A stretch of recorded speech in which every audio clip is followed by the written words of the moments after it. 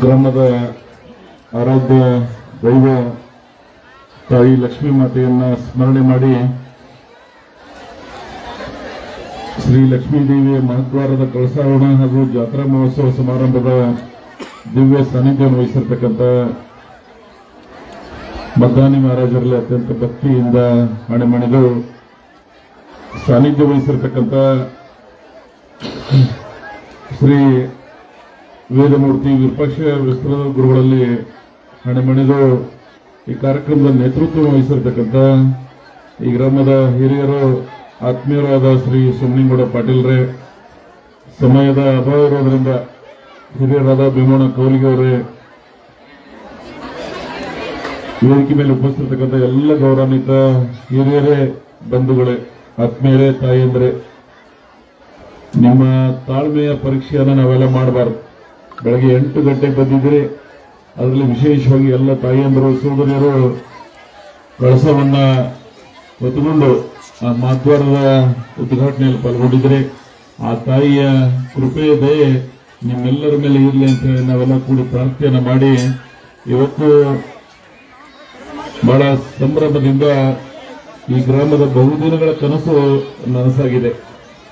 ಸೋಮಲಿಂಗೌಡರು ಅಲ್ಲಿ ಉದ್ಘಾಟನೆ ಮಾಡಿ ಬರೋಳದಾಗ ನಮಗೊಂದು ಮಾತು ಹೇಳಿದರು, ಇವತ್ತ ನಾವು ಈ ಗ್ರಾಮದ ಎಲ್ಲ ಗುರುವರ ಕನಸನ್ನು ಕಂಡಿದ್ದೀವಿ.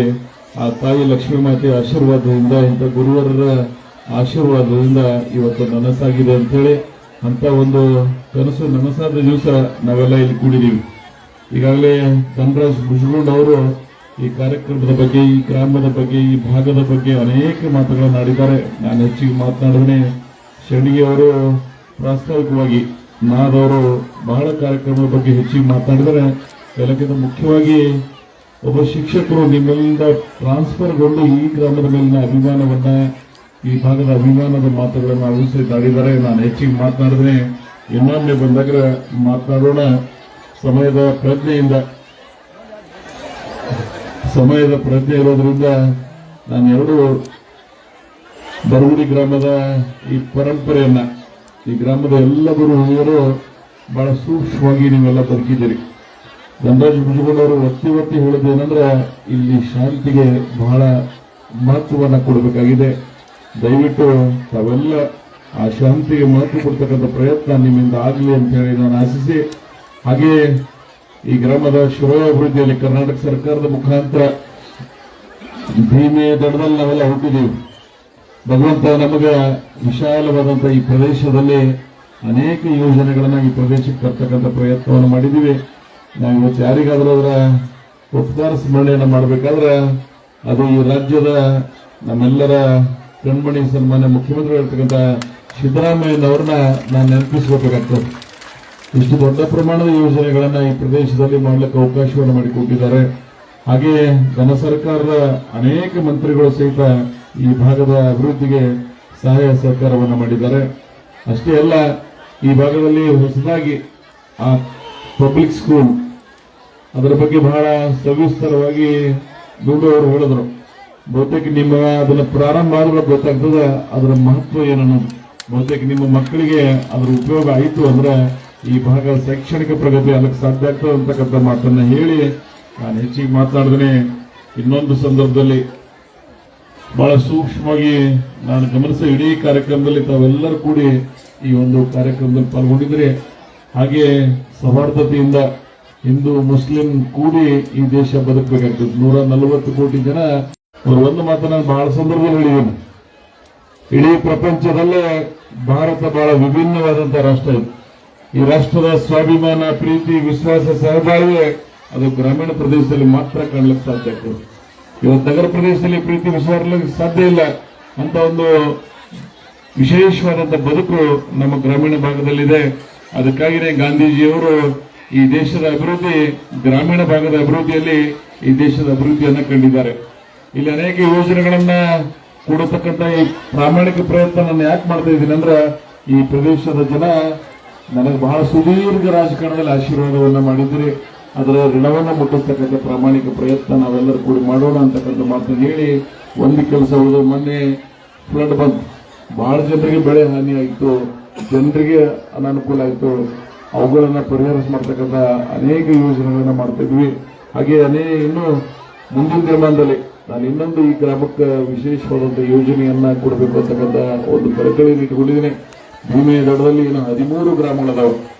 ಅದು ಹಿಂಗಣಿಯಿಂದ ಪ್ರಾರಂಭಗೊಂಡು ಲಾಸ್ಟ್ ನೆರಿಗೆವರೆಗೆ ಈ 13 ಗ್ರಾಮಗಳಿಗೆ ಒಂದೊಂದು ಯೋಜನೆಗಳನ್ನ ವಿಶೇಷವಾಗಿ ಈ ಅವಕಾಶವನ್ನ ಈ ಪ್ರದೇಶದಲ್ಲಿ ಮಾಡ್ತಕ್ಕಂಥ ಪ್ರಯತ್ನ ನಾವೆಲ್ಲರೂ ಕೂಡ ಮಾಡೋಣ.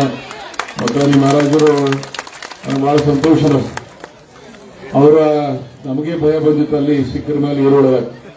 ಅವರು ಈ ಗ್ರಾಮದ ಮೇಲೆ ಇರ್ತಕ್ಕಂಥ ವಿಶೇಷವಾದಂಥ ಮಮತೆಯಿಂದ ಕಳಕಳಿಯಿಂದ ಅವರೇ ಹೋಗಿ ನಮಗೂ ಅದೊಂದು ರೀತಿಯಿಂದ ಅವರ ಅಮೃತ ಹಸ್ತದಿಂದ ಅದಕ್ಕೇ ಅದಕ್ಕೊಂದು ಬೆಲೆ ಬರ್ತದೆ, ಒಂದು ಕಳೆ ಬರ್ತದೆ ಅಂತ ಹೇಳಿ ಅಷ್ಟು ಜವಾಬ್ದಾರಿಯಿಂದ ಆ ಕಾರ್ಯವನ್ನು ನಿರ್ವಹಿಸಿದ್ದಕ್ಕಾಗಿ ನಾನು ವಿಶೇಷವಾಗಿ ಈ ಗ್ರಾಮದ ಗುರು ಹಿರಿಯರ ಪರವಾಗಿ ಅವರಿಗೆ ಅಭಿನಂದನೆ ಸಲ್ಲಿಸ್ತೀನೋ. ಸ್ವಾಮಿಗಳು ಈ ಗ್ರಾಮದ ಏನೇ ಕಾರ್ಯಕ್ರಮಗಳಿರಲಿ ಬಹಳ ಶಾಸ್ತ್ರೋಕ್ತವಾಗಿ ಅದನ್ನ ನಿರ್ವಹಿಸುವಂತ ಬಂದಿದ್ದಾರೆ. ವಿಪಕ್ಷಗಳು ಇವರಿಬ್ಬರ ನೇತೃತ್ವದಲ್ಲಿ, ಇವರಿಬ್ಬರ ಆಸ್ಥಾನದಲ್ಲಿ ಈ ಕಾರ್ಯಕ್ರಮ ನೆರವೇರಿದೆ. ಸ್ವಾಮಿಗೌಡರಂತರೂ ಬಹಳ ಸಜ್ಜರು, ಬಹುತೇಕ ಅತ್ಯಂತ ಸೌಮ್ಯ ಸ್ವಭಾವದವರು. ಮದನಗೌಡರೆಲ್ಲ ಹೋರಾಟಗಾರರು. ಈ ಕಾರ್ಯಕ್ರಮದಲ್ಲಿ ಅವರೆಲ್ಲ ಬಂದಿದ್ದಾರೆ. ರಘುಣಪುರ ಪಾಟೀಲ್ರು ಈ ಗ್ರಾಮ ಜೊತೆಗೆ ಬಹಳ ಒಡನಾಟವನ್ನು ಹೊಂದಿದ್ದಾರೆ. ಪ್ರಕಾಶ್ ಪಾಟೀಲ್ ಅವರು ನಿಮ್ಮ ಭಾಗದ ಗ್ರಾಮ ಪಂಚಾಯತಿ ಅಧ್ಯಕ್ಷರಿದ್ದಾರೆ. ರಮೇಶ್ ಜಾಯಗೋಡಿ ಅವರು ಸಡವಾಡದಿಂದ ಯುವ ನಾಯಕರಾಗಿರ್ತಕ್ಕಂಥ ಮನುಶಕ್ತಿ ಅವರು ಈ ಕಾರ್ಯಕ್ರಮದಲ್ಲಿ ಭಾಗವಹಿಸಿದ್ದಾರೆ. ನಿಮ್ಮ ಊರಿನ ಕುಲಕರ್ಣಿಯವರು. ನಾನು ಒಂದನ್ನ ಬಹಳ ಜನ ಇನ್ನ ವೇದಿಕೆ ಮೇಲೆ ಕೂಡಬೇಕಾಗಿತ್ತು, ಆದ್ರೆ ಬಹಳ ಜನರಿಗೆ ತೊಂದರೆ ಆಗಿದೆ. ಈ ಗ್ರಾಮದ ತಾಯಿ ಲಕ್ಷ್ಮೀ ಮಾತೆಯನ್ನ ಮತ್ತು ಭಗವಂತಿ ಎಂತ ಜಾಗೃತ ದೇವಸ್ಥಾನಗಳದರಲ್ಲಿ ಒಂದು ತಾಯಿ ಲಕ್ಷ್ಮೀ ಮಾತೆಯನ್ನ ಮತ್ತು ನಿಂದು ಭಾಗ್ಯವಂತಿ ಈ ಎರಡೂ ತಾಯಿಯ ಆಶೀರ್ವಾದ ಈ ಭಾಗದ ಮೇಲೆ ಇರಲಿ ಅಂತ ಹೇಳಿ ನಾನು ಆಶಿಸಿ ತಮ್ಮೆಲ್ಲರಿಗೂ ಒಂದು ಮನವಿ. ಇಲ್ಲಿ ಕೆಲವು ಅಹಿತಕರ ಘಟನೆಗಳು ನಡೀತಾ ಇರ್ತಾವೆ. ನಾನು ಅದನ್ನ ಬಹಳ ಕಳಕಳಿಯಿಂದ ಮನವಿ ಮಾಡ್ಕೋತೀನಿ. ಭೀಮೆಯ ದಡದಲ್ಲಿ ಭೀಮಾ ತೀರ ಇಲ್ಲಿ ಮರ್ಡರ್, ಇವೆಲ್ಲ ಜೀವಹಾನಿ ಆಗೋದನ್ನ ನಾನು ದಯವಿಟ್ಟು ನಿಮ್ಮಲ್ಲಿ ಕೈ ಮುಗಿದು ಪ್ರಾರ್ಥನೆ ಮಾಡ್ತೀನೋ. ದಯವಿಟ್ಟು ಅಂತ ಕೆಲಸಕ್ಕೆ ಅವಕಾಶವನ್ನು ಮಾಡಿಕೊಡಬೇಡಿ. ಸಹನೆಯಿಂದ ತಾಳ್ಮೆಯಿಂದ ನಾವೆಲ್ಲ ಬದುಕಬೇಕಾಗಿದೆ. ಈ ಭಾಗದಲ್ಲಿ ಇನ್ನೊಬ್ಬರಿಗೆ ಮಾದರಿ ಆಗೋ ರೀತಿಯಲ್ಲಿ ನಾವೆಲ್ಲ ಬಾಳಬೇಕಾಗಿದೆ. ಅಂತವು ಏನೇನು ದ್ವೇಷಗಳಿಂದ ಏನೂ ಸಾಧನೆ ಮಾಡಿಲ್ಲ ಈ ಪ್ರಪಂಚದಾಗ, ಪ್ರೀತಿಯಿಂದ ಮಾತ್ರ ಸಾಧನೆಗಳಾಗಿವೆ.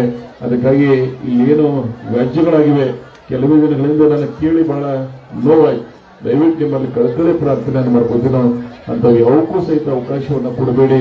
ನಮ್ಮ ಮೇಲೆ ಬಹಳ ಕೆಟ್ಟ ಹೆಸರದ ರವಿ ಬೆಳಗೇರಿಯವರು ನಮಗೆ ಹೆಂಗ್ ಬಿಂಬಿಸ್ಬಿಟ್ಟಿದ್ದಾರೆ ಅಂದ್ರೆ ಭೀಮಾ ತೀರ ಅಂದ್ರ ಇದೊಂಥರ ಉಗ್ರವಾದಂತ ವಾತಾವರಣ ಇರ್ಬೋದು. ಅದ್ರ ನಿಜವಾಗಿ ಸಹಿತ 1-2% ಇರ್ಬೋದು. ಅದ್ರ 100ಕ್ಕೆ 97-98ರಷ್ಟು ಹೃದಯವಂತರು ಇನ್ನೊಬ್ಬರಿಗೆ ಪ್ರೀತಿ ಕರುಣೆಯಿಂದ ಕಾಣ್ತಕ್ಕಂಥ ಭೀಮಾ ಈ ಒಂದು ಸಿರಿ ಇದೆ. ಈ ಭೀಮೆ ದಡದಲ್ಲಿ ನಾವೆಲ್ಲ ಭಗವಂತ ನಮಗೆ ಜನ್ಮ ಕೊಟ್ಟಿದ್ದಾನೆ. ಬಹಳ ಪ್ರೀತಿಯಿಂದ ಬದುಕ್ತಕ್ಕಂಥ ವಾತಾವರಣ ನಿರ್ಮಾಣ ಆಗಲಿ ಅಂತಕ್ಕಂಥ ಮಾತನ್ನ ನಾನು ಈ ಸಂದರ್ಭದಲ್ಲಿ ಹೇಳಿ, ಅದಕ್ಕೆ ಈ ಪ್ರದೇಶಕ್ಕೊಂದು ಲಿಂಬೆ ನಾಡು ಅಂತ ಹೇಳಿ ಇದನ್ನ ಪ್ರತಿಸ್ತಕ್ಕಂಥ ಪ್ರಯತ್ನ ನಾವು ಮಾಡ್ತಾ ಇದ್ದೀವಿ. ಬಹುತೇಕ ನಮ್ಮ ಜಿಲ್ಲೆನೇ ಇವತ್ತು ನಿಂಬೆ ರೂಪಗಳು ಕಾಣ್ತಕ್ಕಂಥ ವಾತಾವರಣ ಸೃಷ್ಟಿ ಮಾಡಿದ್ದೀವಿ. ಅದಕ್ಕೆ ಅಭಿವೃದ್ಧಿ ಮಂಡಳಿಯನ್ನು ಮಾಡಿ ಕ್ಯಾಬಿನೆಟ್ ರ್ಯಾಂಕ್ ನಮ್ಮ ಹೊಳದಂಡೆಯಲ್ಲಿ ಹುಟ್ಟಿದವರೇ ಇವತ್ತು ಅಗರ್ಕಡದ ಮಂಡಲ ಪಂಚಾಯತಿ ಪ್ರಧಾನರಾಗಿ, ಇವತ್ತು ಭೀಮೆ ದಡದಲ್ಲಿ ನಿಂಬೆ ಅಭಿವೃದ್ಧಿ ಮಂಡಳಿ ಅಧ್ಯಕ್ಷರಾಗಿ ಕ್ಯಾಬಿನೆಟ್ ಸ್ಟೇಟ್ ರ್ಯಾಂಕ್ ಅವರಿಗೆ ಅವಕಾಶ ಸರ್ಕಾರ ಮಾಡಿದೆ. ನಾನು ವಿಶೇಷವಾಗಿ ಮುಖ್ಯಮಂತ್ರಿಗಳನ್ನ ಅಭಿನಂದಿಸ್ತೀನೋ. ನಮ್ಮ ತಾಲೂಕಿಗೆ ಒಂದು ಅವಕಾಶವನ್ನು ಮಾಡಿಕೊಟ್ಟಿದ್ದಾರೆ.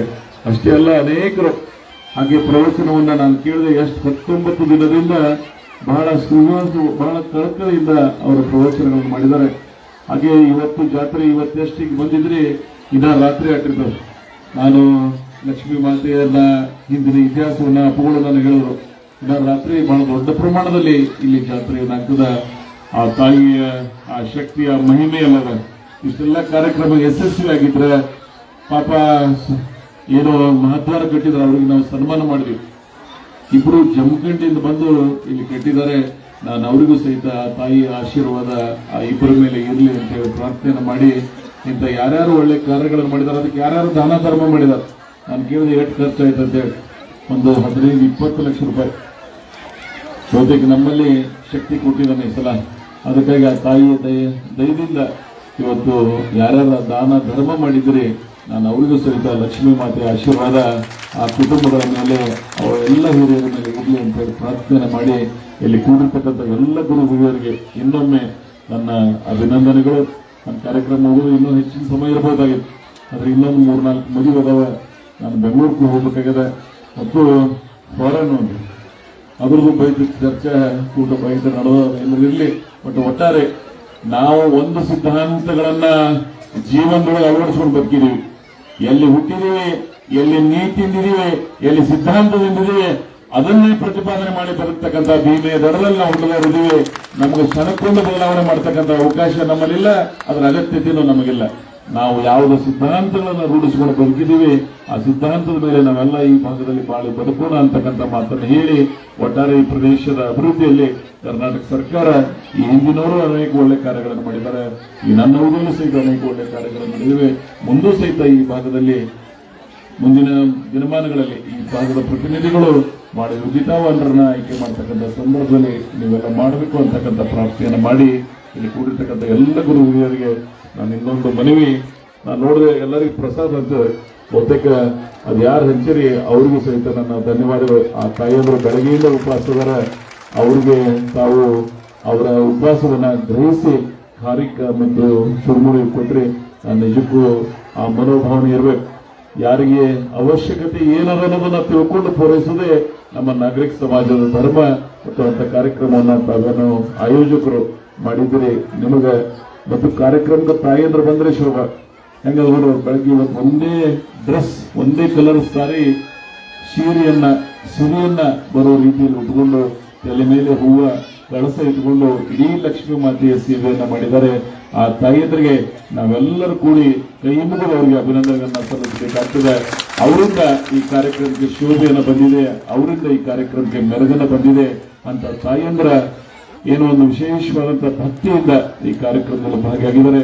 ಆ ತಾಯಿ ಲಕ್ಷ್ಮೀ ಮಾತೆ ಆ ಎಲ್ಲ ಕುಟುಂಬಗಳ ತಾಯಿಯಂದ್ರ ಕುಟುಂಬಗಳ ಮೇಲೆ ಕರುಣೆ ದಯೆ ತೋರ್ಲಿ ಅಂತ ಹೇಳಿ ಪ್ರಾರ್ಥನೆ ಮಾಡಿ ನನ್ನನ್ನು ಮಾತಾಡೋ ಅವಕಾಶ ಮಾಡಿಕೊಟ್ಟಿರ್ತಕ್ಕಂಥ ಈ ಗ್ರಾಮದ ಎಲ್ಲ ಗುರು ಹಿರಿಯರಿಗೆ, ಇಲ್ಲಿ ಕೂಡಿರ್ತಕ್ಕಂಥ ಸರ್ವರಿಗೆ ವಂದಿಸಿ ನನ್ನ 4 ಮಾತುಗಳನ್ನು ಮುಗಿಸ್ತಾ ಇದ್ದೀನಿ.